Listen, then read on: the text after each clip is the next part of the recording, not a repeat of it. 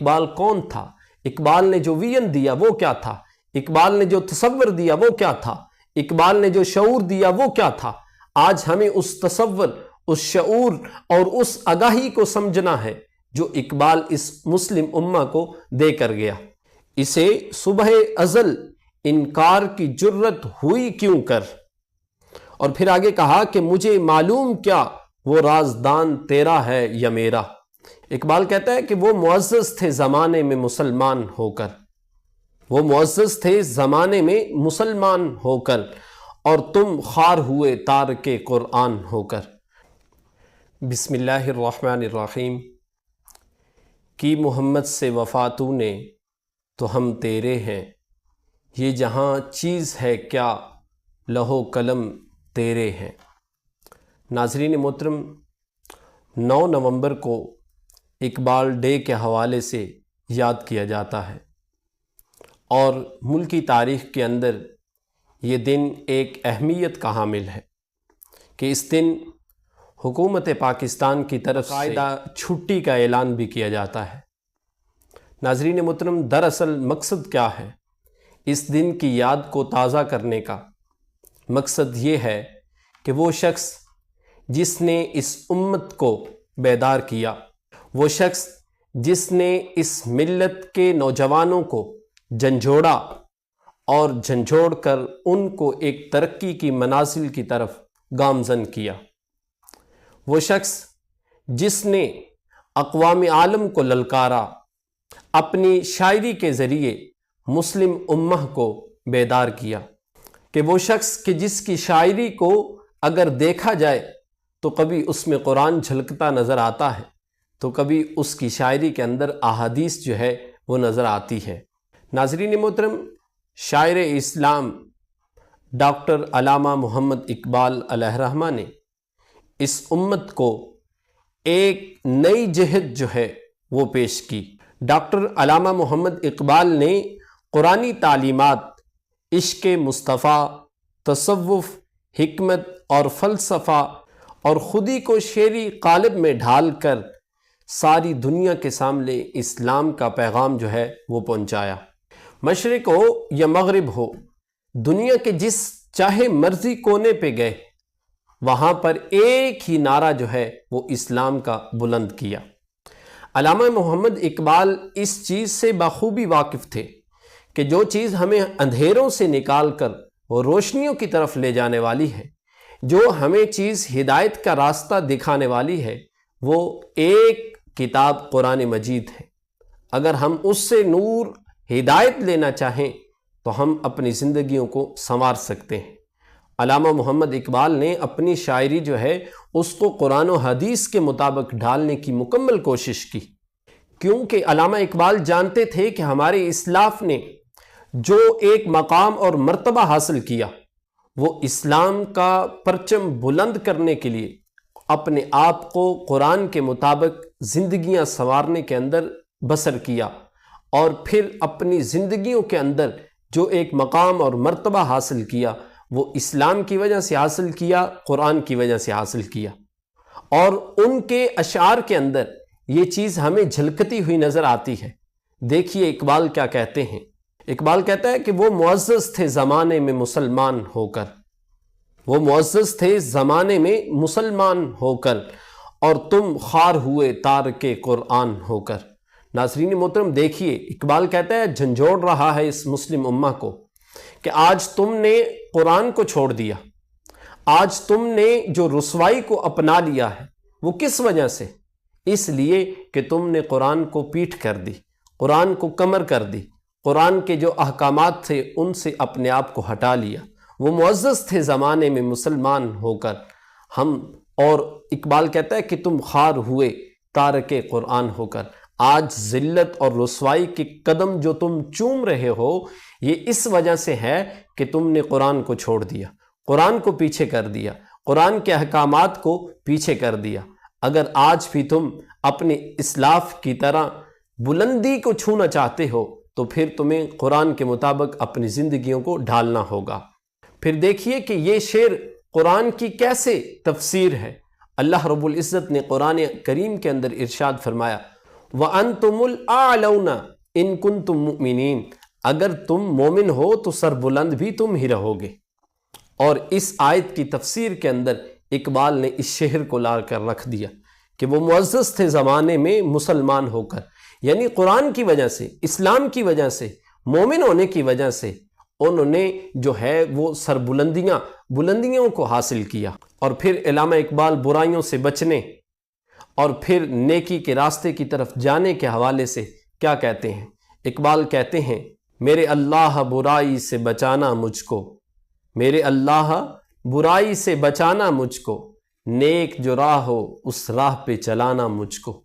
آج صبح اسمبلی کے وقت ہر ایک سکول کے اندر بچے ہاتھ باندھے یہ دعا مانگ رہے ہوتے ہیں کہ میرے اللہ برائی سے بچانا مجھ کو، نیک جو راہ ہو اس راہ پہ چلانا مجھ کو۔ جب یہ اشعار پڑھے جا رہے ہوتے ہیں تو اقبال کی روح جو ہے وہ تڑپ اٹھتی ہوگی کہ وہ اس کے ہاتھ سے لکھا ہوا کلام آج ہر بچے کی زبان پر گونج رہا ہے، اللہ رب العزت سے برائی سے بچنے کی دعائیں مانگ رہا ہے، اور اس کی روح جو ہے وہ کس قدر اپنی قبر کے اندر ٹھنڈی ہوتی ہوگی۔ اور دیکھیے کہ اللہ رب العزت نے حضرت آدم علیہ السلام کو جب پیدا کیا تو فرشتوں سے کہا کہ آدم کو سجدہ کرو، سارے کے سارے فرشتوں نے حضرت آدم علیہ السلام کو سجدہ کیا، لیکن ایک ابلیس جس نے اللہ رب العزت کے حکم کا انکار کیا اور آدم کو سجدہ کرنے سے دور بھاگا، سجدہ نہیں کیا، اللہ رب العزت کا جو حکم تھا اس حکم کو نہیں مانا، تو پھر دیکھیے سارے کے سارے واقعہ کو اقبال نے کس طرح اپنے اشعار کے اندر، اپنے شعروں کے اندر اس واقعہ کو پرویا ہے۔ اقبال کہتا ہے کہ اسے صبح ازل انکار کی جرت ہوئی کیوں کر، اسے صبح ازل انکار کی جرت ہوئی کیوں کر۔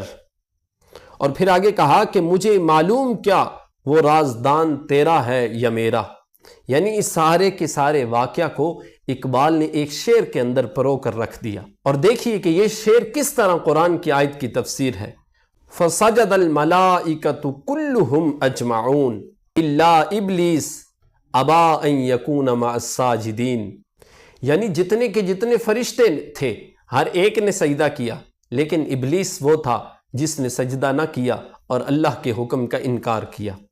پھر دیکھیے کہ اللہ رب العزت نے اپنے پیارے حبیب صلی اللہ علیہ وسلم کو معراج کی رات اپنے پاس بلایا، یعنی بتانے کا مقصد کیا ہے کہ لوگوں کو اقبال کا تعارف ہو، لوگ پہچانے اقبال تھا کون، اقبال کیا چیز تھی۔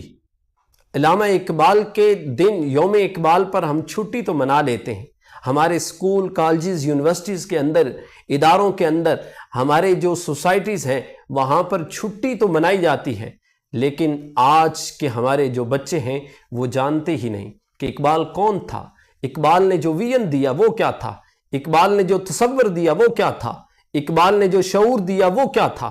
آج ہمیں اس تصور، اس شعور اور اس آگاہی کو سمجھنا ہے جو اقبال اس مسلم امہ کو دے کر گیا۔ اقبال نے اپنے اشعار کے اندر وہ ساری کی ساری چیزیں ذکر کی جس کی اس معاشرے کو ضرورت تھی۔ اقبال نے ہر ایک چیز کو اپنے اشعار کے اندر ڈھالنے کی کوشش کی، اور سرکار دو عالم صلی اللہ علیہ وسلم کا جو سفر معراج ہے، اقبال نے اس معراج کے سفر کو کس طرح بیان کیا۔ اور پھر جب قرآن کہتا ہے کہ سبحان الذی اسریٰ بعبدہ لیلا من المسجد الحرام الی المسجد الاقصی، کہ پاک ہے وہ ذات کہ جس نے اپنے بندے کو مسجد حرام سے لے کر مسجد اقصی تک سیر کروائی، یعنی معراج کی رات کا ذکر کیا اور اپنے پاس بلایا، نمازوں کا تحفہ دیا، ہم کلام ہوئے۔ اب دیکھیے اقبال نے اس سارے کے سارے واقعہ کو کس طرح اپنے شعر کے اندر پرویا ہے۔ اقبال کہتا ہے سبق ملا ہے مجھے، سبق ملا ہے یہ معراج مصطفیٰ سے مجھے۔ اقبال کہتا ہے سبق ملا ہے یہ معراج مصطفیٰ سے مجھے، کہ عالم بشریت کی ضد میں ہے اگر دوں۔ یعنی اقبال نے اس شعر کے اندر قرآن کی اس آیت کی ترجمانی کی، سبحان الذی اسریٰ بعبدہ لیلا من المسجد الحرام الی المسجد الاقصی، پاک ہے وہ ذات جو راتوں رات اپنے بندے کو مسجد حرام سے لے کر مسجد اقصی تک لے گیا۔ علامہ اقبال کی شاعری ہو اور پھر اس کے اندر عشق رسول جو ہے وہ تو کوٹ کوٹ کر بھرا گیا۔ اب دیکھیے علامہ اقبال کی شاعری کو کہ علامہ اقبال علیہ الرحمہ نے عشق مصطفیٰ کے اندر جب قلم اٹھایا تو حد کر دی۔ علامہ اقبال ان لوگوں میں شامل تھے جو عشق رسول کی چاشنی کو سمجھتے تھے۔ علامہ محمد اقبال علیہ الرحمہ آقا علیہ الصلوۃ والسلام سرور کائنات صلی اللہ علیہ وسلم سے اس حد تک والہانہ محبت کرتے تھے کہ جب کبھی سرور کائنات صلی اللہ علیہ وسلم کا نام نامی آتا، اسم گرامی آتا، تو آپ کی آنکھوں سے زاروں قطار آنسو جو ہے وہ بہنے لگتے تھے۔ اور اگر یہ کہا جائے کہ اقبال کی زندگی کے اندر یہ پہلو یعنی عشق رسول صلی اللہ علیہ وسلم کا جو پہلو تھا، یہ ان کی سرمایہ حیات تھا، یعنی ان کی ساری زندگی جو ہے، اس کی زندگی کا جو دار و مدار تھا وہ صرف عشق رسول تھا۔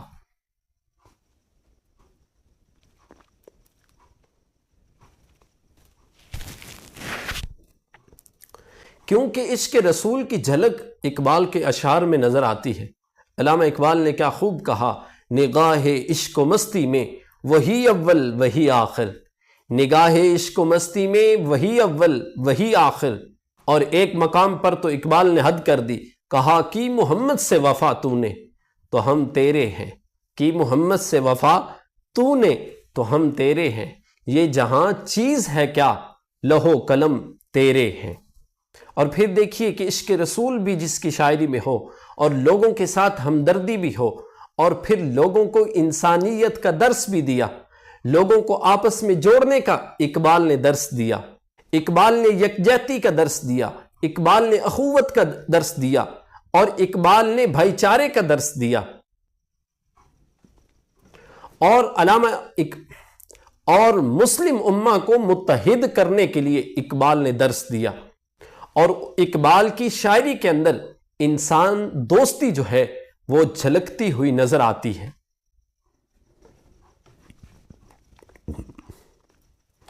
سارے کے سارے اختلافات کو پس پشت ڈال کر اقبال نے جو امت کو وحدت کا، جو لوگوں کو امت کو اتحاد کا درس دیا، سارے کے سارے اختلافات کو پس پشت ڈال کر اقبال نے جو امت کو اتحاد کا درس دیا، دیکھیے کہ وہ کیا ہے۔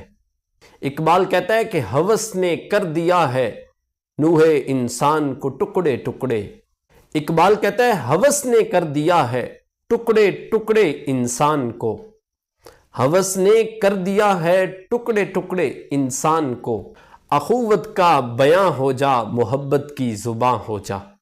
اقبال کہتا ہے چھوڑ یہ سارے کے سارے راستے، آ مل کر، کیوں ٹکڑے ہو چکے ہیں، اب ان چیزوں کو چھوڑ، آ اخوت کا بیاں ہو جا محبت کی زباں ہو جا، مل جا۔ اقبال نے وحدت کا درس دیا، اقبال نے اخوت کا درس دیا، محبت کا درس دیا، اقبال نے بھائی چارے کا درس دیا۔ اور پھر علامہ اقبال علیہ الرحمہ نے جو غریبوں کے ساتھ ہمدردی کا ایک درس دیا۔ ناظرین محترم، ہمیں اقبال کو پرکھنا ہے، اقبال کو پڑھنا ہے، اقبال کو سوچنا ہے، اقبال کو سمجھنا ہے کہ اقبال تھا کون، کہتا کیا تھا، کس کو کہتا تھا، کیوں لوگوں کو جگانا چاہتا تھا، کیوں اس نوجوان کو جگانا چاہتا تھا۔ وجہ کیا تھی؟ وجہ ایک تھی کہ اس مسلم امہ کو متحد کرنا تھا، مسلم امہ کو اس راستے پہ لا کر کھڑا کرنا تھا کہ جس راستے پہ ان کے اسلاف تھے، اور جس وجہ سے ان اسلاف نے عزت کمائی۔ آج اقبال امت کو اسی چیز کا درس دیتے ہوئے یہ کہتا ہے کہ لوگوں آؤ، اگر تم معاشرے کے اندر عزت حاصل کرنا چاہتے ہو، اگر تم اقوام عالم کے اندر عزت حاصل کرنا چاہتے ہو، تو وہ ایک چیز ہے، وہ قرآن ہے، وہ رسول اللہ کا فرمان ہے۔ آؤ اس کے ساتھ چمٹ جاؤ، اس کے ساتھ لپٹ جاؤ، اپنی زندگیاں ان پر قربان کر دو، پھر جا کر کیا ہوگا کہ لوگ تمہارے قدموں میں آئیں گے، اقوام عالم تمہارے قدموں میں ہوں گی۔ اگر تم نے قرآن کو چھوڑ دیا، اگر تم تارک قرآن ہو گئے تو پھر ذلت اور رسوائی جو ہے وہ تمہارا مقدر بن جائے گی۔ اور علامہ اقبال علیہ الرحمہ نے غریبوں کے ساتھ ہمدردی کرتے ہوئے کیا کہا؟ کہا کہ ہو میرا کام غریبوں کی حمایت کرنا، ہو میرا کام غریبوں کی حمایت کرنا، دردمندوں سے ضعیفوں سے محبت کرنا، دردمندوں سے ضعیفوں سے محبت کرنا، یعنی غریبوں کی ہم نے کیا کرنی ہے؟ مدد کرنی ہے، ضعیف جو ہوں ان سے محبت کرنی ہے۔ اقبال کہتا ہے نہیں تیرا نشیمن قصر سلطانی کے گنبد پر، نہیں تیرا نشیمن قصر سلطانی کے گنبد پر، تو شاہین ہے بسیرا کر پہاڑوں کی چٹانوں میں۔